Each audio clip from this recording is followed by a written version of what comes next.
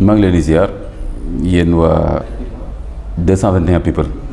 di nuyu internautes yi te di ñu seetaan ci àddina bi yëpp wërngal këpp. jërëjëf imam ginnaaw li yooyu seet yu sell yooyu noonu ñu ne ñu lay fay bu baax a baax mais dañuy xuus dugg ci suñuy question di suñuy laaj yoo xamante ni laaj mën naa ne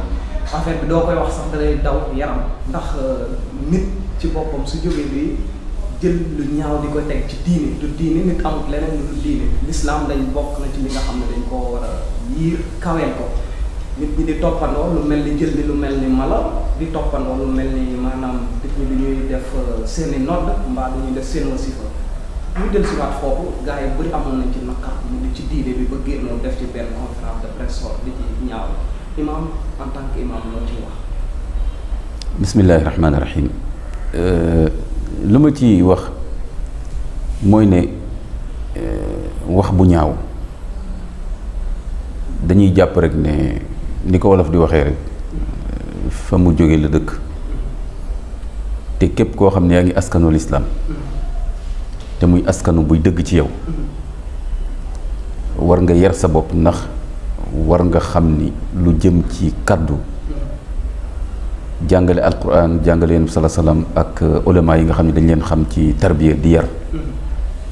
xam nañu vertu cardinal jikko yi gën a rafet yi nga xam ni l'islam bokk na ci mu gën a rafetlu bokk na ci wax bu rafet mi ngi fees dell ci alquran maa yalfidu min qawlin illa ladayhi raqibun atid alquran mi ngi wax ne du am benn kàddu boo génnee lu dul fekk am na ñaari malaaka benn bi da koy bind benn bi da koy jàpp téye ko du ko fàtte mukk am na malaaka bu lay surveiller tout le temps ak malaaka boo xam ne loo wax mu bind ko Musab su ma juumul kenn ci saxaaba yi fàtte naa kan la mus na waxee ni sala salaam ne ko lii ñuy wax suñu làmmiñ ndax mën nañoo yóbbu safara boo gisee mu posé question bi maanaam dafa soobantal wax jàpp ne wax moom lu mu garaaw garaaw warul yóbbu nit safara yéen bi sala salaam ne ko man li ma lay laaj dama foog ni Muaz ibn Jabal la man li ma lay laaj Muaz li ma lay delloo sa laaj bi mooy est-ce que am na lu gën a gaaw a yóbbu nit safara bu dul wax bu ñaaw xam nga kon loolu rek doy na ci ay tegtal am na ulama yu mag comme ni ma la ko waxee léegi ay yarkat bokk na ci Ghazali yi ak ñeneen demoon nañ ba jël ay chapitre ki seen téere ci moralul islam axlaaqul muslim li jikko jullit war a jikkoo am chapitre bu mag bu ñu doon tuddee afatul lisan les méfaits de la langue kon yar sa bopp ba di wax lu rafet wala nga noppi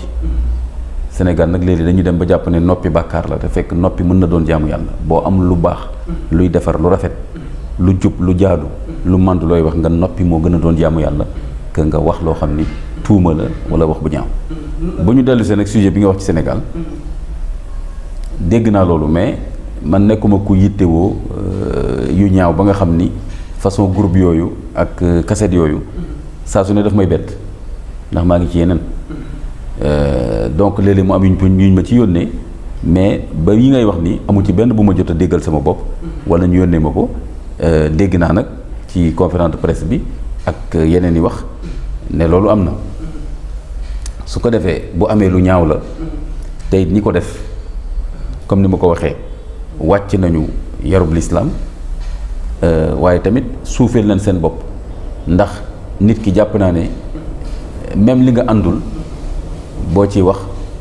mën nga ciy wax anam boo xam ne daa ànd ak worma lu jëm nag rawatina ci suñuy magul islaam ndax réew bu nekk nag say nit nga am tey boo demee Maroc nga dem Arabie Saoudite nga dem Égypte nga dem Indonésie seeni mag lan lay waxtaane ndax seeni mag ñoo fa sonn ci lislaam jàngal nit ñi di ko jokkalante kon tamit réew mu nekk say mag nga am su ko defee réew mu nekk war nga warmal say mag bu dul sax ci lislaam même ci yeneen wàll say mag yoo xam ni jàmbaar lañu woon ñoom ñoo fexe ba réew mi mel ni mu mel ay nit lañu nag matuñu waaye lu ñu def lu rafet nga jox leen ci njukkal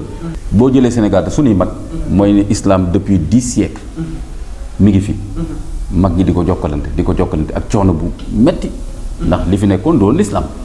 kon li fi samp l'islam léegi liggéey bu rëy la jokkalante ak sacrifice yoo xam ne kenn xamul nu mu toll. am na ay sëriñ yoo xam ne tey kenn xamul sax seen tur te sampoon nañu daara yar ay nit jàngale alquran jàngale arab jàngale fiqh ubbi jàkk et cetera te loolu mooy l'islam. dégg ñi nag mën na wute kon ñooñu jox l'islam su ko defee ku xam loolu kon boo nekkul ignorant te nekk ku yaru war nga xam loolu delloo suñu mag ñooñu njukkal ñu koy jokkalante ba ci génération yu mujj yi mooy génération Cheikhul Khadim Sëñ Touba Haj Malik ak ñeneen nga xam ni kon mooy génération yu mujj yi nga xam ni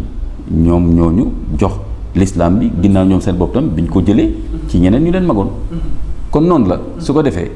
génération bu nekk ñun tamit am nañ suñu rôle ci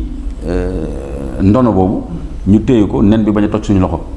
mooy ñu xam ko bu baax jàngat ko ñun tam dolli ci lañ ca war a dolli lañ ca mën a dolli dëppale ko ak suñu jamono donc loolu la ñu war a def kon suñu mag ñooñu lii rek lañ leen ameel mooy delloo leen jukkal